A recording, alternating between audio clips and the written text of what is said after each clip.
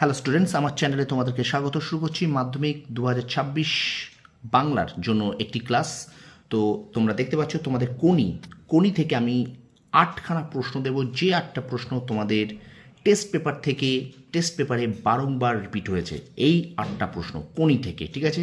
তো অবশ্যই কোনি সাজেশান এটা বলতে পারো, আমি এর আগেও কোনি থেকে সাজেশান দিয়েছি, কিন্তু এই 8টি প্রশ্ন অবশ্যই দেখে যাও। কি বললাম? এই 8টি প্রশ্ন অবশ্যই তোমরা দেখে যাও, কোনি থেকে, এর বাইরে থেকে আসবে না, ঠিক আছে? তো চলো শুরু করি। মাধ্যমিক বাংলা 2026 কোনি থেকে সেরা 8টি প্রশ্ন। কি বললাম? সেরা 8টি প্রশ্ন। দেখো প্রথম প্রশ্ন কি বলছে, দেখো। অবশেষে কোনি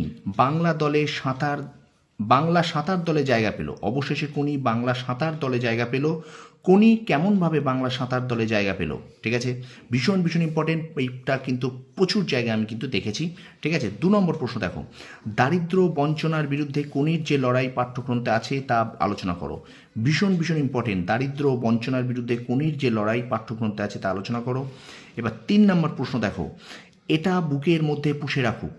এটা বুকের মধ্যে পুষে রাখুক, কি পুষে রাখার কথা বলা হয়েছে, কি কারণে এই পুষে রাখা, ঠিক আছে? 3 নম্বর প্রশ্ন গেল। এটা খুব খুব ইম্পর্টেন্ট, প্রত্যেকটা প্রশ্ন কিন্তু ভীষণ ভীষণ ইম্পর্টেন্ট। এই 8টি প্রশ্নই কিন্তু তোমরা করে যাও।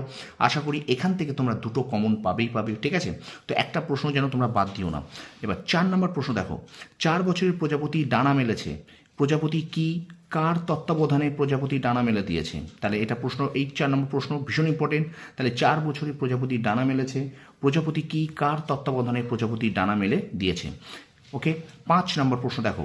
আমার বিরুদ্ধে চার্জগুলো স্পষ্ট করে চিঠিতে বলা নেই, বক্তাকে তাঁর বিরুদ্ধে আনা চার্জগুলি আলোচনা করো। ভীষণ ভীষণ ইম্পর্টেন্ট, এই প্রশ্নটাও কিন্তু ভীষণ ভীষণ ইম্পর্টেন্ট এবং অনেক জায়গায় কিন্তু এটা কিন্তু রিপিট হয়েছে, ঠিক আছে? তাহলে আমার বিরুদ্ধে চার্জগুলো স্পষ্ট করে চিঠিতে বলা নেই, বক্তাকে তাঁর বিরুদ্ধে আনা চার্জগুলি আলোচনা করো।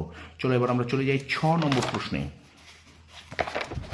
6 নম্বর প্রশ্নে চলো আমরা চলে যাচ্ছি। 6 নম্বর প্রশ্নটা দেখে নাও। খাওয়ায় আমার লোভ নেই, বক্তাকে তাঁর ডায়েটিংয়ের পরিচয় দাও। খাওয়ায় আমার লোভ নেই, বক্তাকে তাঁর ডায়েটিংয়ের পরিচয় দাও। আচ্ছা 7 নম্বর প্রশ্ন দেখো। ওইটাই তো আমি রে, যন্ত্রণাই আমি, বক্তাকে উক্তিটির তাৎপর্য বিশ্লেষণ করো। ওইটাই তো আমি রে, যন্ত্রণাই আমি, বক্তাকে উক্তিটির তাৎপর্য বিশ্লেষণ করো। এবং 8 নম্বর শেষ প্রশ্নটা দেখো। তোর আসল লজ্জা জলে, আসল গর্বও জলে, কোন প্রসঙ্গে কে এই মন্তব্য করেছেন, উক্তিটির তাৎপর্য বিশ্লেষণ করো, ঠিক আছে? তোর আসল লজ্জা জলে, আসল গর্বও জলে, কোন প্রসঙ্গে কে এই মন্তব্য করেছেন, উক্তিটির তাৎপর্য বিশ্লেষণ করো। এই 8টি প্রশ্ন তোমাদের সামনে তুলে ধরলাম। তো এখান থেকেই আশা করি এই 8টি প্রশ্ন থেকেই তোমরা কিন্তু কোনি থেকে প্রশ্ন পেয়ে যাবে, অর্থাৎ 2টো লিখতে হয়, এখান থেকে 10 নাম্বার তোমাদের একদম নিশ্চিত কমন পাবেই, ঠিক আছে? তো ভিডিওটা অবশ্যই একটু লাইক করো, বন্ধুদের মাঝে শেয়ার করে দাও একটু বন্ধুদের মাঝে বেশি করে। আর আমার চ্যানেল নতুন হলে চ্যানেলটা সাবস্ক্রাইব করো, পাশে থাকা বেল আইকনে প্রেস করে রাখো।